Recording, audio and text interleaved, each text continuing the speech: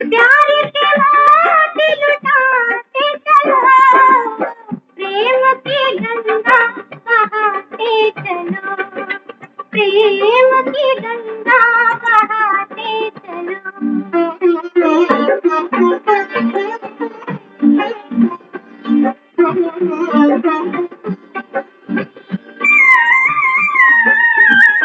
आशा टूटी, ममता रूठी, छूट गया है किनारा।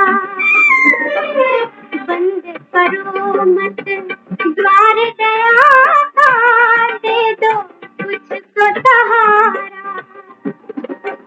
दीप दया का, दीप दया का जलाते चलो, प्रेम की गंगा बहाते चलो, प्रेम की गंगा बहाते चलो।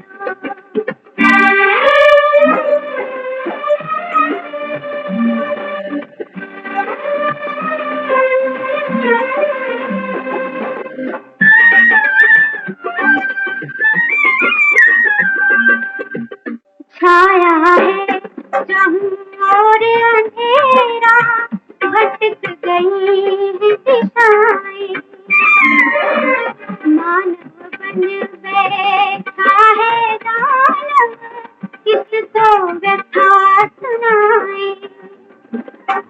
धरती को स्वर्ग बनाते चलो, प्रेम की गंगा बहाते चलो, प्रेम की गंगा बहाते चलो। ज्योत से ज्योत जगाते चलो, ज्योत से ज्योत जगाते चलो, प्रेम की गंगा बहाते चलो, प्रेम की गंगा बहाते चलो।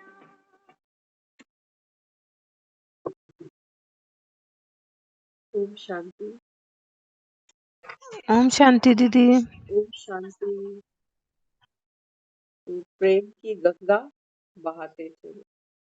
बाबा कहते हैं बच्चे जब तक प्रेम की गंगा नहीं बहाओगे सतयुग नहीं ला सकते। क्योंकि आज का मानव बन बैठा है दानव। सब आत्माएं बाबा कहता है विकारों से दुखी है। बाबा कहता है एक दो को दुख देते रहते। तो प्रेम की गंगा बाबा कहता है कौन बहाएंगे? बाबा कहता है जो राम की श्रीमत पर चलेंगे। बिना राम की शक्ति के कोई प्रेम की गंगा बहा ही नहीं सकता। प्रेम की गंगा बहाने के लिए भी हमको राम की शक्ति चाहिए। तो बाबा ने कल की मुरली में भी बोला ना बच्चे पूर्वज आत्माएं हो। तो पूर्वज आत्मा क्या करती है? प्यार देती है, पालना देती है, शक्ति देती है। तो बाबा समझाता है, बाबा कहता है लेकिन बच्चे क्या करते हैं? बाप की श्रीमत तो सुनते हैं, लेकिन बाबा कहता है मनमत भी बीच में डाल देता है। तो बाबा कहता है फिर प्रेम की गंगा कैसे बहाओगे? कैसे बहाओगे? दूसरों को ही देखते जाओ। अगर गंगा यही देखती जाए कि दुनिया कितना मुझे पतित मैला करने आती है, दुखी होगी? कौन कहेगा गंगा को माँ? कोई नहीं कहेगा। कहती है ना वो, मानो तो मैं गंगा माँ हूं, ना मानो तो बहता पानी। तो बाबा भी हमें यही कहता है। बाबा कहता है बच्चे पतित पावनी बनना माना, बाबा कहता है पूर्वज आत्मा बनना। दूसरे को नहीं देखो। हम तो कल इसी बात पे डिस्कशन करते चले गए कि अगर कोई हमारी राय ना माने तो हम दे ही क्यों। ये तो ये बात हुई कि पेड़ की जड़ ये कह रही है कि मैं पत्ते को शक्ति दूं ही क्यों, क्योंकि पत्ता मुझे क्या दे रहा है? पत्ते की सामर्थ्य ही नहीं है कुछ देने की। वो तो हमारे ही दम पर बेचारा आया। तो यहाँ बाबा हमको समझाता है। बाबा आज की मुरली में भी कहता है बच्चे वर्तमान समय अशांत आत्माओं को शांति देना, बाबा कहता है ये आपकी विशेष सेवा है। जोत से जोत जगाते चलो। बाबा कहता है मिट्टी के दिए की बात नहीं है, वो दिए तो बाजारों में ढेर है। कई साल बाबा कहता है जन्म जन्म बीत गए तुमको दिवालियां मनाते हुए। बाबा कहता है अब ये सच्ची सच्ची आत्म ज्योत जगाओ, ये ज्योत जगाओ बाबा कहता है। और देखो इस ज्योत को जगाने के लिए परमात्मा को कितनी मेहनत करनी पड़ती है। आसान है ये ज्योत जगाना? बंदरों को खींच खींच के बंदर लायक बनाता है और बंदर फिर से पीछे दौड़ जाते हैं। ये काम एक राम ही कर सकता है और किसी के बस की बात नहीं। तो बाबा यहाँ हमको समझाता है बच्चे, वर्तमान समय अशांत दुखी आत्माओं को शांति देना ये आपकी विशेष सेवा है। रहम दिल आत्मा क्या करती है? बाबा कहता है आप रहम दिल बने ना, कि किसके बच्चे हो? भगवान को दुनिया क्या कहती है? रहम दिल, दया का सागर, करुणा निधान। तो बाबा कहता है तुम भी तो मेरे बच्चे बने। तो रहम दिल आत्मा क्या करती है? क्या अर्थ है रहम दिल आत्मा का? किसी को हिम्मत देना, निर्बल आत्मा को बल देना। बाबा कहता है ये रहम दिल आत्मा का अर्थ है। लेकिन हम ये सोचे कि हम किसी पर रहम करें ही क्यों, हमारी तो कोई वैल्यू ही नहीं। बाबा कहता है मैं लगा रहा हूं ना तुम्हारी वैल्यू, मेरे जैसी वैल्यू संसार में तुम्हारी दूसरी कोई लगा ही नहीं सकता। बाबा कहता है तुम तो अपनी वैल्यू ही देखते रहते हो कि सामने वाला हमें वैल्यू दे तो हम कुछ सोचे इसके ऊपर, कुछ करें, कुछ दे, लेकिन हमारा रिगार्ड ही नहीं। हाँ, हमारी बात किसी ने सुननी ही नहीं, माननी ही नहीं, तो हम दे ही क्यों? वो गंगा बहती जा रही है, उसको कोई मतलब नहीं है कि सारे आए। जो जा रहा है वो अपनी प्यास बुझा रहा है, जो नहीं जा रहा वो दुखी नहीं हो रही, वो उसी तरीके से स्वच्छंद बहती चली जा रही। तो बाबा कहता है ये किसकी निशानी है? रहम दिल आत्मा की। जैसे वहां दुख की लहर है, ऐसे ही विशेष आत्माओं में सेवा की विशेष लहर चले। बाबा ये हम बच्चों के लिए कह रहा है। बाबा कहता है बच्चे जैसे संसार में दुख की लहर चलती जा रही है निरंतर, दुख थमने पे ही नहीं आते, तो बाबा हमें कहता है बच्चे ऐसे ही विशेष आत्माओं में सेवा की भी विशेष लहर चले, अथक चले, निरंतर चले। वो किसी का वार देख के, व्यवहार देख के, बोल देख के डिस्टर्ब नहीं हो जाए। गंगा दुखी नहीं हो रही कि लोग आकर कपड़े धो रहे हैं मैले। जिसकी जितनी बुद्धि है वो उतना काम ले रहा है गंगा से। तो बाबा भी हमें क्या कहता है बच्चे, आप भी तो रहम दिल हो ना, तो दुनिया में जैसे दुखों की लहर निरंतर बह रही है, ऐसे बाबा कहता है आपकी सेवा की भी लहर निरंतर बहे, अनकंडीशनल बहे। ऐसी गंगा को माँ नहीं कह दिया। माँ बच्चों को अनकंडीशनल प्यार करती है, नहीं भी सुनते तो भी कहती है चलो इनका भला ही। लेकिन बाबा हमको कहता है बच्चे तुम कल्प की जड़ जड़ मूर्त आत्मा है, जिसको बाबा ने कल टाइटल दिया पूर्वज आत्मा, पूजनीय आत्मा। तो बाबा कहता है ये सारा विश्व तुम्हारा परिवार है। 2-10 की बात नहीं करो अभी कि हमारा तो परिवार छोटा सा है। बाबा कहता है नहीं, ये सर्व आत्माएं डायरेक्ट इनडायरेक्ट आपसे जुड़ी हुई है। तो बाबा हमको समझाता है वर्तमान समय वायुमंडल द्वारा, वृत्ति द्वारा सेवा का विशेष अटेंशन रखो। बाबा कहता है आपका एक एक संकल्प हवा में, बाबा कहता है फैलता है, दूसरी आत्माएं कैच करती हैं उसको। एक एक संकल्प, हम सोचते हैं कोई देख थोड़ी रहा है कि हम अंदर क्या सोचते हैं, लेकिन बाबा कहता है नहीं। जैसे खुशबू और बदबू दोनों चीजें फैल जाती है ना, कुछ करना थोड़ी पड़ता अलग से। बाबा कहता है तुम्हारा एक एक विचार, एक एक संकल्प, बाबा कहता है वायुमंडल में फैलता है। जैसा तुम्हारा विचार होगा वैसी तुम्हारी फीलिंग बन जाएगी, जैसी फीलिंग बनेगी बाबा कहता है वही तुम्हारा वार व्यवहार बोल बनकर बाहर आएगा। और जो तुम्हारा बोल बना, व्यवहार बना, वो तुम्हारा कर्म बन गया, और यही तुम्हारा कर्म तुम्हारी नियति बन गई, तुम्हारा भाग्य बन गया। तो जड़ क्या है? जड़ है हमारा विचार। बाबा कहता है उस पर अटेंशन दो, तो वंचित कोई भी आत्मा ना रह जाए। बाबा कहता है कोई भी आत्मा वंचित ना रह जाए, चाहे किसी भी धर्म की आत्मा हो, लेकिन जड़ तो एक ही है ना। बाबा कहता है बीज, दुनिया कहती है भगवान एक है, ईश्वर एक है। बाबा कहता है जड़ भी एक ही होती है, लेकिन पूरा पेड़ बाबा कहता है जो शक्ति लेता है वो जड़ों से लेता है। तो बाबा हमको समझाता है बच्चे, व्यर्थ के प्रभाव में आने वाले नहीं, अपना श्रेष्ठ प्रभाव डालने वाले बनो। बाबा कहता है ये दुनिया क्या है अभी, क्यों कहते हो उसको घोर कलयुग। बाबा कहता है यहाँ सब व्यर्थ ही व्यर्थ, हर उलझन बाबा कहता है तुमको अपने में उलझाती है, सब व्यर्थ की बात है बाबा। अब बाबा कहता है व्यर्थ का प्रभाव आप पर नहीं पड़े। बाबा कहता है आपकी स्थिति इतनी पावरफुल हो कि वो व्यर्थ को भी बाबा कहता है समर्थ बना सके। तो उसके लिए हमको क्या करना पड़ेगा। सुनते तो हम रोज ही हैं, बाबा कहता है व्यर्थ नहीं बोलो, व्यर्थ नहीं सोचो, लेकिन अब करें क्या। तो बाबा आज उसके लिए हमको बताता है। बाबा कहता है बच्चे सदा अपने को पुरुषार्थ में आगे बढ़ने वाली आत्मा समझते हो। एक स्टूडेंट होता है ना, उसकी स्टूडेंट लाइफ में बहुत मेहनत करता है वो।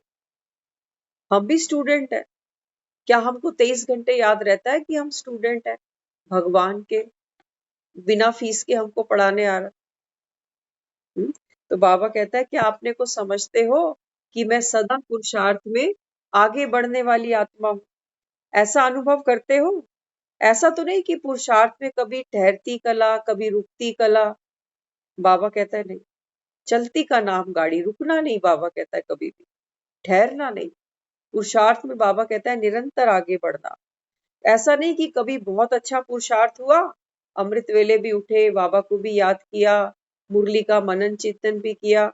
तो बाबा कहता है कभी कभी साधारण नींद ही नहीं खुली, आज मुरली स्किप कर दी, आज काम बहुत था। बाबा कहता है ऐसा पुरुषार्थ नहीं करना कि कभी कभी बहुत अच्छा, कभी कभी बिल्कुल साधारण, और कभी कभी तो गाड़ी बिल्कुल पटरी से बाहर। बाबा कहता है नहीं बच्चे, आपका पुरुषार्थ निरंतर हो, सदा एक समान, सदा एक समान। तो बाबा यहाँ समझाता है क्योंकि समय कम है ना। बाबा कहता है बच्चे समय को पहचानना, समय बहुत ज्यादा नहीं मिलेगा। समय बाबा कहता है बस ये ड्रामा अनुसार जो तुमको मिला है ना, ज्ञान तो बाबा कहता है सेकंड का है कि मैं आत्मा हूँ, परमात्मा का बच्चा हूँ। लेकिन बाबा कहता है ये जो तुमको समय मिला, ये क्यों मिला। बाबा कहता है ये समय इसलिए मिला ताकि विवेक से हम इस ज्ञान को अपने जीवन में धारण करें, इसको अपना अनुभव बनाए, इसको अपना संस्कार बनाए, इसलिए हमको ये समय दिया गया। तो बाबा कहता है कि बच्चे पुरुषार्थ की तीव्र निशानी क्या है। जो बच्चे तीव्र पुरुषार्थ करते हैं, निरंतर चलते हैं, उनकी निशानी क्या है। बाबा कहते हैं वो आत्माएं सदा डबल लाइट रहती है।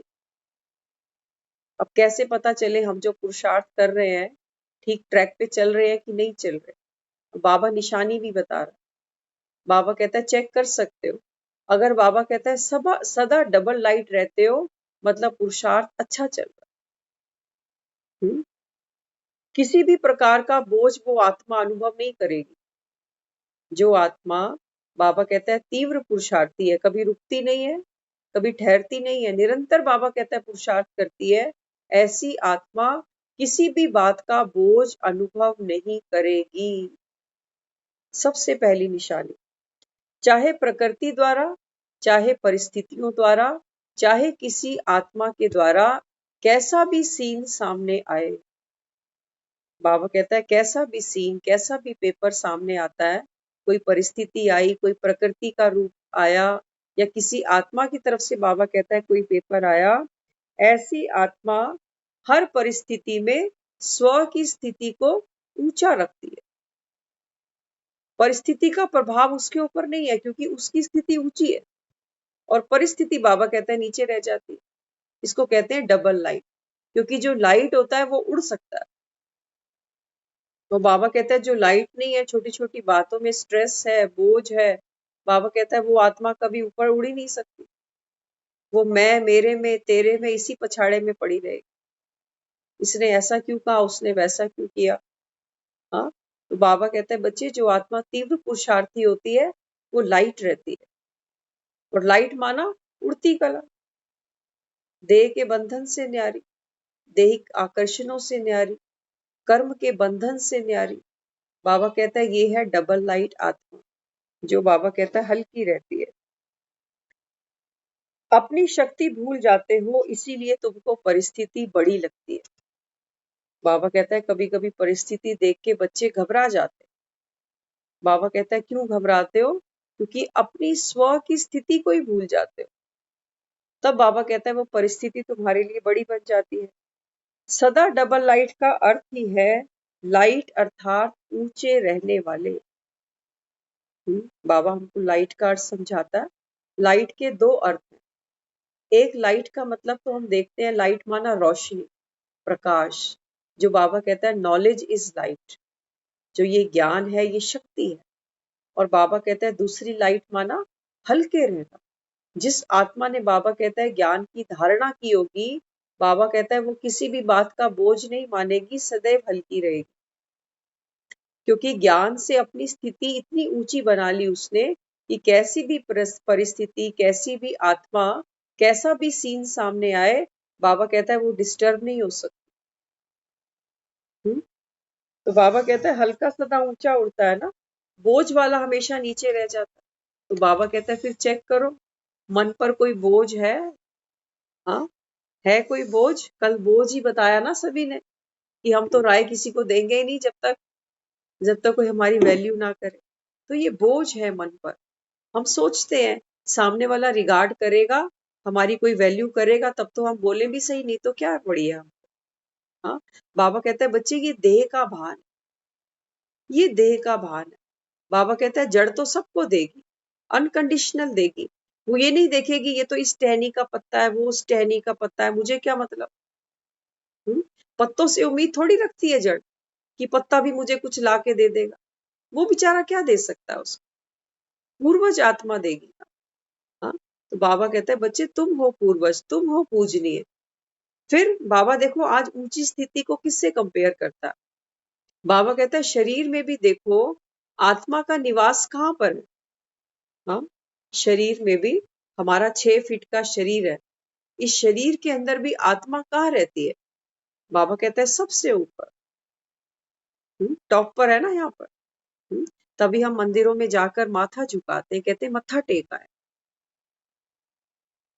तभी मंदिरों में हमने जाकर क्या किया, वास्तव में आत्मा को तड़प थी कि मैं इनके जैसा बनूं, कहीं से मुझे कुछ मिले।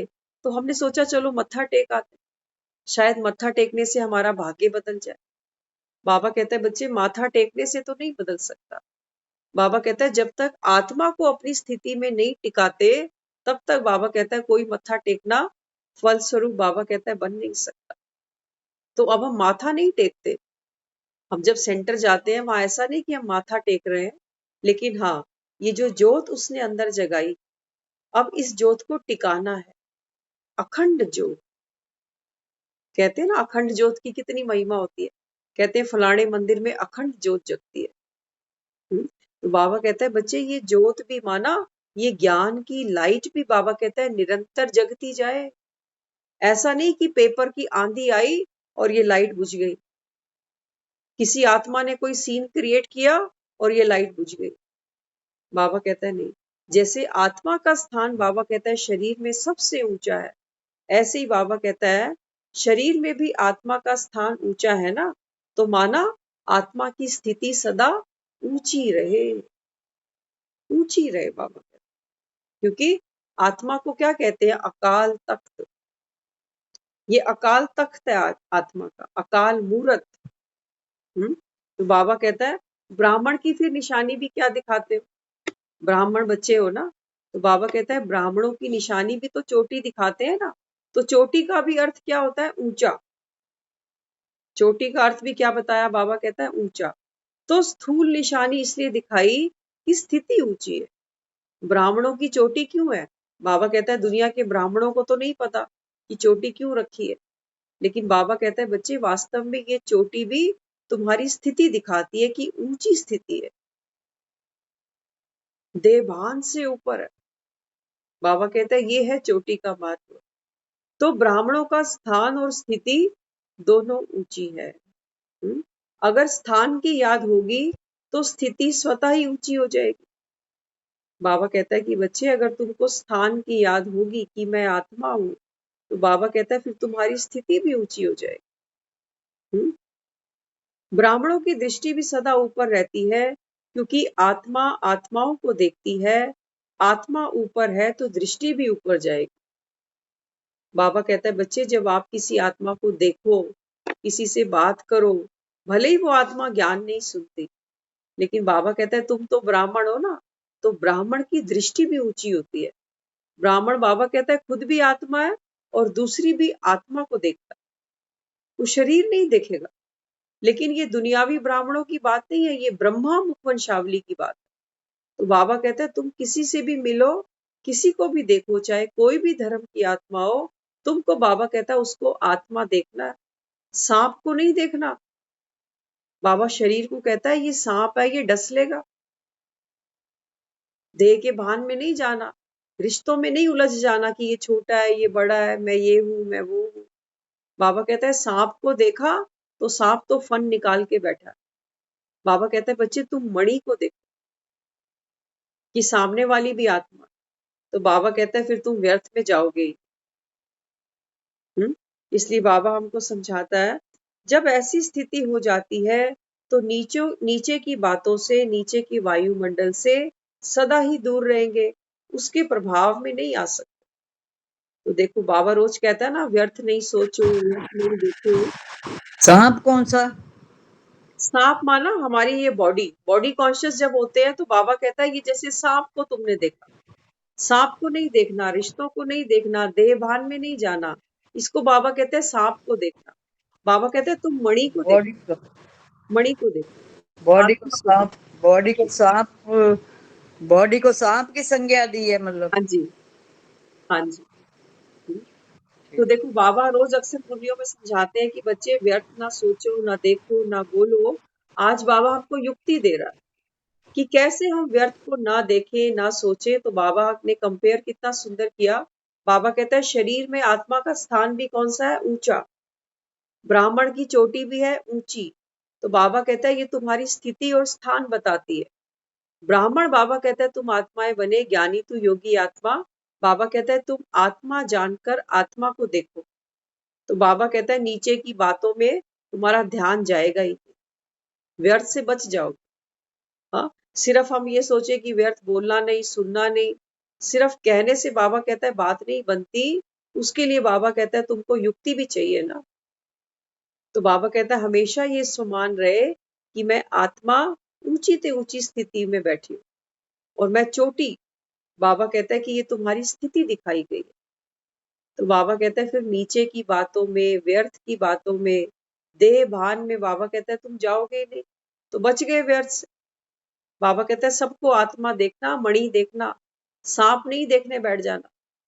सांप देखोगे तो फिर सब में कमियां बहुत है, फन सब, विष सबके अंदर है।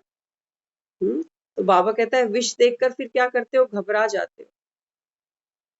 तो बाबा कहता है कि बच्चे तुमको विष नहीं देखना, किसी को बाबा कहता है देह के भान में ना देखकर अपने को भी आत्मा जान। बाबा कहता है दूसरे को भी आत्मा देखो। ये है ब्राह्मण की ऊंची दृष्टि। तो बाबा कहता है ब्राह्मणों की दृष्टि भी ऊंची, वृत्ति भी ऊंची। तो इससे बाबा कहता है फिर आप कभी खराब वायुमंडल के प्रभाव में नहीं आ सकते। हाँ, अगर प्रवृत्ति में खराब वायुमंडल हो तो फिर क्या करते हो? बाबा कहता है आज तो दुनिया देखो, जहां जाओ वहीं खराब वायुमंडल है, घर घर के झमेले। हाँ, बाबा कहता है फिर जब वहां देखते हो, बैठते हो, तो क्या करते हो? उस माहौल में, उस वायुमंडल में प्रभावित होते हो। बाबा कहता है तुम पर इफेक्ट आता है उसका। हाँ, कि कोई झगड़ा कर रहा है तो तुम न्यारे बनकर बैठते हो या तुम भी बीच में घुस जाते हो? क्या करते हो? बाबा कहता है प्रभावित होते हो। खराब को अच्छा बनाने वाले हो या प्रभाव में आने वाले? हाँ? बाबा कहता है बच्चे आप खराब वायुमंडल को अच्छा बना सकते हो, लेकिन उसकी एक कंडीशन है। बाबा कहता है सबसे पहली कंडीशन यही है कि जो खराब वायुमंडल है उसका प्रभाव आपके मन पर नहीं आना चाहिए। आप देखो एक जगह बहुत सारा अगर कूड़ा पड़ा हुआ, बहुत स्मेल आ रही है, हम एक अगरबत्ती ले आए और उसको जला दें, तो अगरबत्ती क्या करेगी, धीरे धीरे धीरे खुशबू फैला देगी। अगरबत्ती ने देखो कितनी मेहनत करी, उस कूड़े के स्मेल के प्रभाव में नहीं आई वो। तो कई बार हम क्या करते हैं, कूड़ा ज्यादा होता है तो अगरबत्तियां भी ज्यादा जलानी पड़ती है। इसलिए बाबा कहता है बच्चे संगठन में बल है। खराब वायुमंडल है, बाबा कहता है तुम भी संगठन में बैठकर, बाबा कहता है योग करो। एक अगरबत्ती अगर कम पड़ रही है, बाबा कहता है संगठन में बैठ जाओ, श्रेष्ठ वृत्ति करो, बाबा कहता है हर एक आत्मा के प्रति। तो बाबा कहता है धीरे धीरे ये जो तमो प्रधानता है, बाबा कहता है धीरे धीरे कम होती जाए। लेकिन अगरबत्ती ही सोचे कि हाय री मेरी किस्मत, मैं इतनी खुशबू वाली, मैं इतनी महंगी, मैं इतनी ज्ञानी तू योगी आत्मा, और बताओ कूड़े के ढेर में आ गई। बाबा कहता है तुम्हारी सेवा भी तो यही है ना। हाँ, बाबा कहता है खराब को अच्छा बनाने की सेवा है ना आपकी। हाँ, राम भी तो आया है पतित दुनिया में, राम तो दुखी नहीं हो रहा कि हाय री दुनिया कहाँ बुलाया मुझको इस पतित दुनिया में, वो भी राम को, वो फिर भी आया ना, वो कर रहा है अपना काम, अनकंडीशनल कर रहा है। तो बाबा कहता है फिर फॉलो फादर तो तुमको ही करना पड़ेगा, बाप समान बन रहे हो ना, देवी देवता बनने की तैयारी है, तो क्या मेहनत नहीं करोगे। बाबा कहता है ये खराब वायुमंडल का प्रभाव अगर आपके मन पर पड़ा, तो बाबा कहता है आपकी तो खुशबू खत्म, रूहानी खुशबू खत्म, अगरबत्ती फेल, और कलयुग का कूड़ा बढ़ता ही जा रहा है। बाबा कहता है बढ़ता जा रहा है, बढ़ता जा रहा है। आज हमने किसी का एक सुना इंसिडेंट, बड़ा झटका सा लगा कि किसी की बात थी, पता नहीं ऑफिस में ही कोई कर रहा था, तो बताया कि नेपाल से कोई था, वो नेपाल से यहाँ बिजनेस करने आया। ऑलरेडी वो बंदा जिसके बारे में बात चल रही थी, फैमिली वाला बंदा, अच्छा पैसे वाला बंदा, और यहाँ उसने कोई बंगाली लेडी उसके साथ में मैरिज करी, सेकंड मैरिज। अब मैरिज करी तो मैरिज करने के बाद उनके यहाँ बेबी हुआ, अभी वो बच्चा 2 साल का है। तो जो बच्चा हुआ उनसे, वो बच्चा मेंटली डिसेबल है। तो जो बंगाली लेडी थी वो तो छोड़ छाड़ के चली गई सब कुछ, वो शादी भी फ्लॉप, वो बच्चा भी फ्लॉप। अब वो जो सज्जन है वो ये सोच रहे हैं कि इस बच्चे को मैं पैसा तो लगा दूं, लेकिन इसको देखेगा कौन, ये मेंटली डिसेबल। ये सोचो ये कलयुग का कूड़ा कैसे बढ़ रहा है। उस बेचारी आत्मा का देखो क्या पार्ट होगा, माँ भी गई, बाप का भी कुछ पता नहीं, मेंटली डिसेबल। इसलिए बाबा कहता है बच्चे ये जो झाड़ है ना, हम जब ये सुन रहे थे ना, तो बाबा की वो बात हमको याद आ रही थी। आज सुबह की शायद मुरली में बाबा ने बोला था कि ये जो झाड़ है ना, बाबा कहता है बच्चे अंत में ना तो इसमें फल लगेंगे, ना ही बाबा कहता है कोई फूल लगे, क्योंकि बाबा कहता है इस पेड़ को कीड़े लग चुके हैं अभी। तो अब देखो ऐसी आत्माओं का ही पार्ट है रह गया दुनिया में। उन्होंने बेचारों ने ना सतयुग देखना है, ना त्रेता देखना है, ना द्वापर देखना है, उनके कलयुग में ही शायद 8-10 जन्म होंगे। तो ऐसे ही बेचारी अपने जन्म पूरे करके अपना पार्ट बजाएंगे। देखो दुनिया का हाल देखो। इसलिए बाबा कहता है बच्चे ये दुनिया पतित है। बाबा कहता है इसको देखकर तुम प्रभाव में नहीं आ जाना। बाबा कहता है तुमको अपनी शक्ति बढ़ानी पड़ेगी, और शक्ति तुम्हारी तब बढ़ेगी, बाबा ने आज सुबह की मुरली में बोला, जब तुम ज्ञान का सिमरन करोगे। तो बाबा कहता है इन बातों में मूंझ नहीं सकते, तुमको नशा ही तब चढ़ेगा जब बाबा कहता है ज्ञान का सिमरन निरंतर करोगे। आज सुबह की मुरली, बाबा कहता है बच्चे ज्ञान को दोहराना पड़ेगा। जैसे स्कूल के बच्चे होते हैं ना, बाबा कहता है सारा दिन उनके यहाँ पर पढ़ाई घूमती रहती है, कौन सा सब्जेक्ट, कौन सा क्वेश्चन, कौन सा आंसर, कौन सा पेपर, सारा दिन उनकी बुद्धि में बाबा कहता है पढ़ाई चलती है। क्या तुम्हारी बुद्धि में पढ़ाई चलती है, या बाबा कहता है तुम कूड़ा ही देखते रहते हो दुनिया। आपने सुना थोड़ी देर जैसे उनकी, हम्म, तो आप पे थोड़ा प्रभाव तो पड़ा ही है ना, तभी आप आगे सुना रहे हो। देखो थोड़ी क्या, देर तो प्रभाव आया ही ना, कल की, क्योंकि हम लोग चेतन है, डर तो नहीं है ना। देखो एक सेकेंड, चेतन बंदा को सुनेगा, थोड़ी देर प्रभाव तो पड़ेगा, जैसे आपको पड़ा, आपको सुनो, वो याद है, आज आप हमें भी बता रहे हो। देखो हमारे अंदर जो भगवान ने ये शक्ति दी है ना, मेमोरी पावर, ये हम अच्छी बात सुने या बुरी बात सुने, वो कैचिंग पावर हमारे अंदर है। अब क्या किया, जब हम वो कहानी सुनने नहीं बैठे, वो आपस में शेयर कर रहे थे, तो सुना आपने, ऐसा भी आजकल हो रहा है। तो वो सुनते सुनते बाबा की बात याद चल रही है हमको, और हमने उस बच्चे के लिए वहां दुआ करी। हम उस बात के प्रभाव में तब आ जाते हैं जब दुखी होते हैं कि बताओ क्या हो रहा है दुनिया में। हमने तो वहां बाबा को याद किया, उस बच्चे को ब्लेसिंग दी, और आपके क्यों साथ आप ये बात कह इतनी, तो रहे हो कि क्या वक्त कहा है ना भाई, क्या टाइम आ गया, कैसा टाइम आ गया। बाबा तो यही दिखा रहा है ना हमको। बाबा तो कहता है बच्चे दुनिया तो ऐसी ही चल रही है। बाबा कहता है यही तो खराब वायुमंडल है ना, लेकिन तुमको बाबा कहता है अपनी शक्ति को बढ़ाना।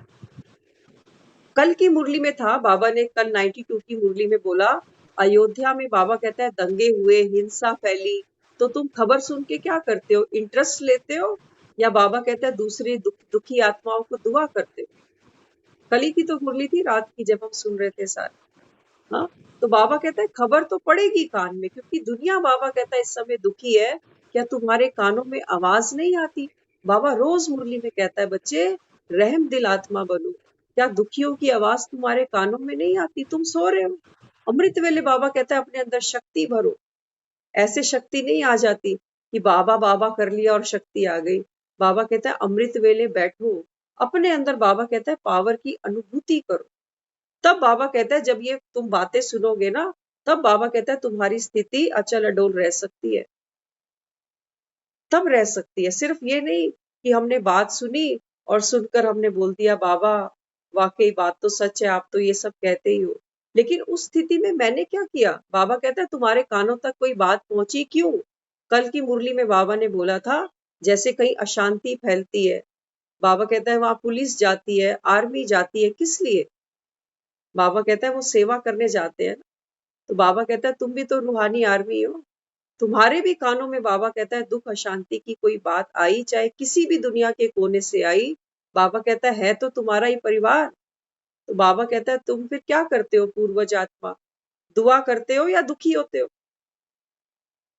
हमको दुखी नहीं होना।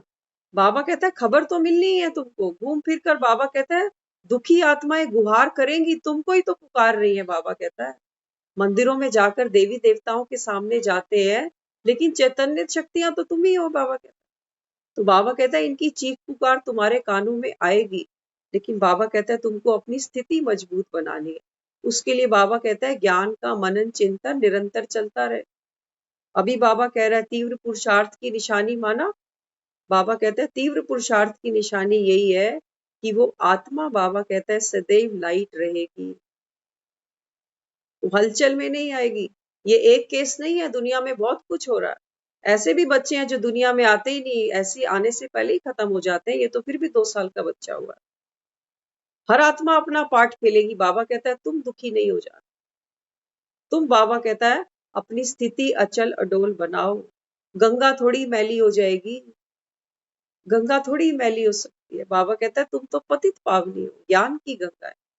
तो बाबा कहता है बच्चे ज्ञानी तो योगी आत्मा माना। बाबा कहता है हर एक आत्मा के प्रति, बाबा कहता है आपकी दृष्टि और वृत्ति, बाबा कहता है ऊंची हो। उस आत्मा का अपना पार्ट है।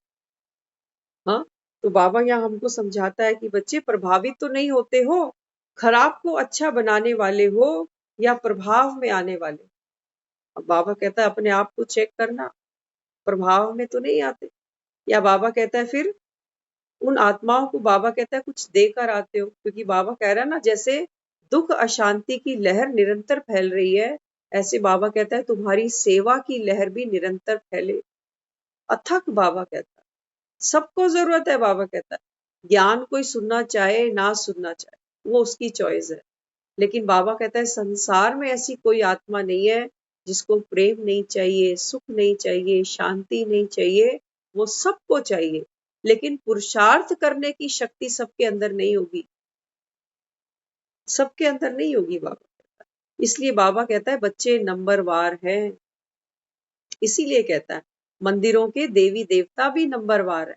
कईयों की पूजा रोज हो रही है 12 महीने, कईयों की हफ्ते में एक बार होती है, कईयों की साल में एक बार होती है।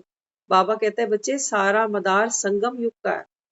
जितना बाबा कहता है तुम बाप की याद करते हो, जितने बाप के मददगार बनते हो, बाबा कहता है भक्ति काल में, द्वापर काल में ये भक्त आत्माएं तुम्हारा ऐसे ही सिमरन करेंगी जैसे अभी संगम पर तुम बाप का कर रहे हो।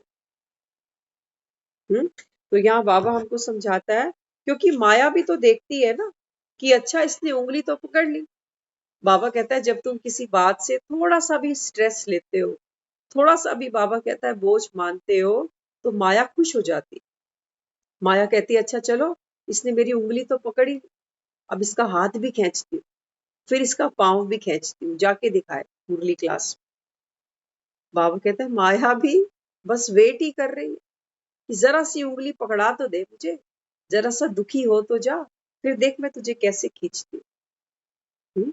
तो बाबा कहता है कि बच्चे इसीलिए अभी प्रभाव में नहीं आना, प्रभाव में आने वाले नहीं, श्रेष्ठ प्रभाव डालने वाले बनो। बाबा कहता है प्रभाव में आने वाले नहीं बनो, लेकिन बाबा कहता है अपना श्रेष्ठ प्रभाव डालने वाले बनो। श्रेष्ठ प्रभाव कौन सी आत्मा डाल सकती है? बाबा कहता है बच्चे श्रेष्ठ प्रभाव वो आत्मा डाल सकती है, बाबा कहता है जो निरंतर बाप की याद में है, निरंतर, विदाउट गैप। ये नहीं कि सुबह अमृत वेला कर लिया और सारा दिन छुट्टी। सांस बाबा कहता है लगातार चलती है कि रोक देते हो बीच में? दिल की धड़कन चलती जा रही है ना, या रुक जाती है बीच में? हाँ, खून दौरा कर रहा है ना शरीर में, लगातार दौड़ रहा है रगों के अंदर, खून रुकता है? बाबा कहता है बस यही पुरुषार्थ तुमको भी करना है, एक बाप की याद अचल अडोल। आज सुबह की मुरली बाबा कहता है तुम्हारी याद हो अव्यभिचारी सगाई की तरह। जैसे कन्या की सगाई होती है ना, तो सिर्फ वो उस वर को ही याद करती है जिसके साथ सगाई हुई है, बाकी दुनिया में उसको फिर कोई याद नहीं आता। ऐसे बाबा कहता है बच्चे तुम्हारी सगाई अभी किससे हुई? आत्मा की सगाई हुई परम पिता परमात्मा से। बाबा कहता है ये है सच्ची सगाई, सब रस्मों से बड़ी है जग में दिल से दिल की सगाई। वाह वाह राम जी, जोड़ी क्या बनाई। तो बाबा कहता है बच्चे ऐसी तुम्हारी याद है? हाँ, या बाबा कहता है तुमको मेहनत करनी पड़ती है बाप को याद करने के लिए? दुनिया को याद करने के लिए तो हमने कभी मेहनत नहीं करी। दूर दूर के रिश्तेदारों को भी याद करने बैठ जाते हैं जिनके नाम भी याद नहीं है, कि फलाना ऐसा है, वो शायद वहां रहता है, उसका ये मकान है, उसकी वो दुकान है। बाबा कहता है जिनसे तुमको कोई प्राप्ति भी नहीं है, उनके पीछे बाबा कहता है सारा दिन बुद्धि दौड़ाते हो। और बाप आया तुमको सत्युग की बादशाही देने। बाबा कहता है मैं तुमको रोज कहता हूँ, हाँ रोज श्रीमत देता है, रोज समझानी देता है, लेकिन बाबा कहता है करने वाले बच्चे नंबरवार हैं। सारे एक जैसे नहीं चलते ज्ञान में, सारे एक जैसे उसकी श्रीमत नहीं लेते। हाँ, तो यहाँ बाबा हमको समझाता है सभी खुश रहते हो ना। हाँ? बाबा कहता है आपका प्रभाव उस वायुमंडल पर पड़े, उन आत्माओं पर पड़े, तो बाबा कहता है सदा खुश रहते हो ना। दुख की लहर तो नहीं आती, क्योंकि जो दुख धाम छोड़ चले उनके पास तो दुख की लहर बच्चे आ नहीं सकते। बाबा कहता है आप कलयुग में नहीं हो अभी, आपको मैंने कलयुग से निकाल लिया। कलयुग से निकाल लिया मैंने।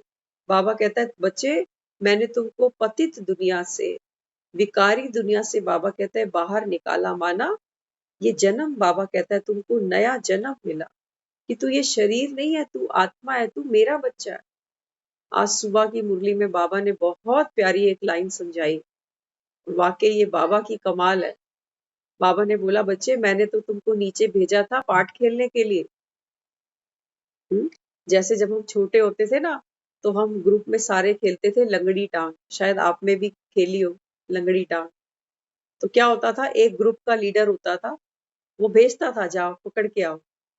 तो एक कोई लंगड़ी पे चलता चलता किसी को पकड़ता था, और जब वो देखता था ये अब गिरने वाला है, ये और नहीं स्टेबल रह पाता, तो वो बुला लेता था कि वापस आ जाए। तो बाबा कहता है बच्चे तुम भी लंगड़ी खेल रहे हो दुनिया में, एक लंगड़ी टांग से बाबा कहता है दुनिया पकड़ने जाते हो। कभी सुख पकड़ते हो, कभी कोई रिश्तेदारी पकड़ते हो, कभी धन पकड़ते हो, हाथ तुम्हारे कुछ नहीं आ रहा। बाबा कहता है मैं तुमको आवाज दे रहा हूं कि बच्चे वापस आ जा, अभी बंद कर, ये खेल था तेरा, ये खेल की तरह खेलना था, तुम क्यों दुखी हो गए? यहां से कुछ लेके तो जा नहीं सकते, ना कोई रिश्ता, ना पैसा, ना मकान, ना दुकान। बाबा कहता है ये लंगड़ी छोड़, अभी खेल से पहले तुम लंगड़े नहीं थे, तुम्हारे पास दोनों टांगे थी। तो बाबा कहता है देखो आत्माएं कैसे दुखी लंगड़ी लंगड़ी दौड़े जा रहे। सुबह होती है, बाबा कहता है लंगड़े दौड़ने शुरू करते हैं जैसे। तो बाबा कहता है रात को आकर थक कर सो जाते हैं, कहते हैं सुबह फिर भागेंगे। तो लंगड़ी टांग खेल रही है ना दुनिया, और वो आकर हम बच्चों को रोज आवाज देता है कि बच्चे तू वापस आ जा, खेल खत्म हो गया, अब मेरी बात सुन, अब क्या करना है? अब बाबा कहता है बच्चे जो बाप की बात सुनेंगे, बाबा कहता है वो विश्राम लेंगे, वो रेस्ट लेंगे, वो आत्मा अपने अंदर शक्ति भरेगी। तो बाबा कहता है जब शक्ति भरेगी तो नए खेल के लिए फिर से बाबा कहता है तैयार हो जाएगी। लेकिन दुनिया तो लंगड़ी करते करते ही दुनिया से निकल जाएगी। सोचो, ना आराम मिलेगा, ना शक्ति मिलेगी। बाबा कहता है वो तो बेचारे लंगड़े दौड़ते दौड़ते ही दुनिया से ही निकल जाए, क्योंकि बाप की आवाज कानों में नहीं पड़ेगी। आज सुबह बाबा ने मुरली में बोला, बाबा कहते हैं बच्चे साहूकार ज्ञान नहीं सुनेंगे, जिनको पैसों का नशा है, अपनी बाबा कहता है खूबसूरती का पद का नशा है, वो ये ज्ञान नहीं सुने। बाबा कहता है दुनिया में आज लाख की वैल्यू नहीं है, करोड़ों की वैल्यू है। लखपति को पैसे वाला नहीं मानते आज। तो बाबा कहता है मैं तो हुई गरीब निवास। बाबा कहता है यहाँ पर तो वो आत्मा आएगी सुदामा जैसी, जिसको पता है कि दुनिया से कुछ लेके तो अब जाना ही नहीं है, छूटना तो है ही सब कुछ, तो क्यों ना फिर सुन ही ले, समझदारी तो इसी में ही है, बाबा कहता है। लेकिन सुदामा बाबा कहता है जो आत्मा बनेगी, बाबा कहता है वो विरली है, ज्यादा नहीं है। तो यहाँ बाबा हमको समझाता है बच्चे तुम तो दुख धाम छोड़ चुके, संगम पर तुमको दुख धाम और सुख धाम की दोनों का बाबा कहता है ज्ञान है, दोनों के नॉलेजफुल हो, गलती से भी दुख धाम में अब तुम जा नहीं सकते। बाबा कहता है सिर्फ संगम पर तुम ब्राह्मणों को दुख धाम और सुख धाम की नॉलेज है, बाकी बाबा कहता है देवताओं को भी नहीं पता, ना संगम का पता है, ना दुख धाम का पता है, ना सुख धाम का पता है। हाँ, तो बाबा कहता है जब तुम नॉलेजफुल बने तो तुम बाबा कहता है दुख धाम में वापस जा नहीं सकते। जा सकते हैं, किसी को पता हो कि सामने मेरे गड्ढा है, आंखें खुली हुई है, कोई छलांग लगाएगा गड्ढे में? बाबा कहता है मैंने तो ये तेरी आंख खोल दी तीसरी। अब बाबा कहता है गड्ढे भी तू पहचान कौन कौन से गड्ढे हैं। हाँ, कहीं काम का गड्ढा है, कहीं क्रोध का, कहीं लोभ का, कहीं अहंकार का, कहीं ईर्ष्या का। बाबा कहता है ये गड्ढे ही गड्ढे हैं तेरे आगे पीछे। अब बाबा कहता है तेरी आंख मैंने खोल दी, तुम बाबा कहता है इस दुख धाम के गड्ढे में उतर नहीं सकते। अगर उतर जाओ तो बाबा कहता है इसका मतलब तुमको नॉलेज हुई नहीं, ज्ञान मिला ही नहीं, गड्ढे में उतर के दुखी ही होगे। मोह बाबा कहता है तुमको रुलाता है, अहंकार बाबा कहता है तुमको दुखी करता है, लोभ बाबा कहता है तुमको सताता है। तो ये गड्ढे ही तो है, बाबा कहता है जहां उतरते हो और फिर राम की याद करते हो कि राम ही जान बचाए बेड़ा पार लगाए। तो बाबा कहता है मैं तो आया हूं तुमको अपनी श्रीमत की रस्सी देकर इन गड्ढों से बाहर निकाल, लेकिन बाबा कहता है माया तुमको फिर गड्ढों में गिराती है। थोड़ा सा बाबा कहता है कहीं देखते हो चमकता हुआ सिक्का, और बाबा कहता है तुरंत गड्ढे में छलांग लगाते हैं। तो इसलिए बाबा कहता है बच्चे ऐसी आत्मा, ज्ञानी आत्मा कभी भी भूल से भी दुख धाम में जा नहीं सकती। सेवा और स्व उन्नति दोनों का बैलेंस रखो, ऐसे नहीं सेवा में मस्त हो जाओ और स्व उन्नति ही भूल जाए। तो बाबा कहता है बच्चे आप आत्माएं, आपको बैलेंस रखना पड़ेगा, सेवा का भी और स्व की स्थिति का भी। बाबा कहता है ऐसा नहीं कि सेवा में इतने मगन हो गए, बाबा कहता है कर्म में इतने मगन हो गए कि बाबा कहता है कर्म योगी बनना भूल बैठे। बाबा कहता है राम की शक्ति है, राम की शक्ति यूज करो अभी। बिना राम की शक्ति के बाबा कहता है कोई पत्थर नहीं उठाना, नहीं तो डूब जाएगा, तुम्हें भी लेके डूब जाएगा बाबा कहता है। तो कोई भी बाबा कहता है जिम्मेवारी है, कोई भी बाबा कहता है तुम्हारे ऊपर कोई जिम्मेवारी है, कोई बोझ है, कोई कर्तव्य है, कोई बंधन है, बाबा कहता है इसके ऊपर राम लिखो माना इसको बाबा कहता है ढूंढने में, उठाने में राम की शक्ति का बाबा कहता है इस्तेमाल करो। तो राम की मदद क्या है? आज की मुरली में बाबा कहता है बच्चे मेरे पास हाथ नहीं है, राम के पास हाथ नहीं है, लेकिन हाँ राम तुम्हें शक्ति दे सकता। तो राम कौन सी शक्ति देता? वो कहता है कि जब तुम काम करते हो ना, काम करते अगर तुम्हारे अंदर उमंग है, उत्साह है, खुशी है, संतुष्टता है, अथक हो, थकते नहीं हो, तो बाबा कहता है ये मेरी शक्ति। और बाबा कहता है काम करते दुखी हो रहे हो, परेशान हो रहे हो, कुढ़ रहे हो, बाबा कहता है कर्म कूट रहे हो, तो राम तुम्हारा सहयोगी नहीं है उस समय। बाबा कहता है विकर्म कर रहे हो, भले ही किसी की कितनी सेवा कर रहे हो दुखी होकर, लेकिन बाबा कहता है ये विकर्म किया तुमने, ये श्रेष्ठ कर्म नहीं है, ये राम की श्रीमत नहीं है। कर्म तो करना ही पड़ेगा। बाबा कहता है आत्मा कभी भी, बाबा कहता है कर्म का संन्यास तो ले नहीं सकती जब तक शरीर में है, कर्म तो करना पड़ेगा। लेकिन बाबा कहता है कर्म करते बंधन से न्यारे बन जाओ। मैंने किया, मैं नहीं करूं तो कौन करेगा? हाँ, बाबा कहते हैं ये है बंधन। बाबा कहता है तुम बोझ क्यों उठाते हो, तुम करो काम को, लेकिन बाबा कहता है राम का समझ के कर लो। आप देखो किसी को जब नाश्ता चाय का कप पकड़ाओ ना, क्योंकि हम इसको अनुभव करते हैं, जब हम किसी को कुछ देते हैं चाय का कप कुछ भी, तो हम ये सोचते हैं कि मैंने नहीं बनाया, ये सारी राम की शक्ति है, अब ये जो आत्मा कंज्यूम करेगी, ये राम की शक्ति है, ये राम का प्यार है।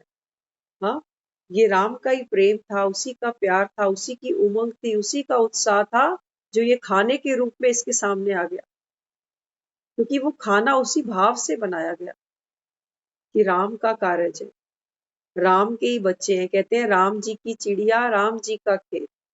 बाबा कहता है तू सिर्फ निमित्त है। हाँ, तो बाबा कहता है जितना तुम निमित्त बनोगे ना, बाबा कहता है तुम्हारे में शक्तियां स्वतः भरती जाएंगी। इसलिए बाबा कहता है बच्चे हर कर्म करते राम की शक्ति यूज करो।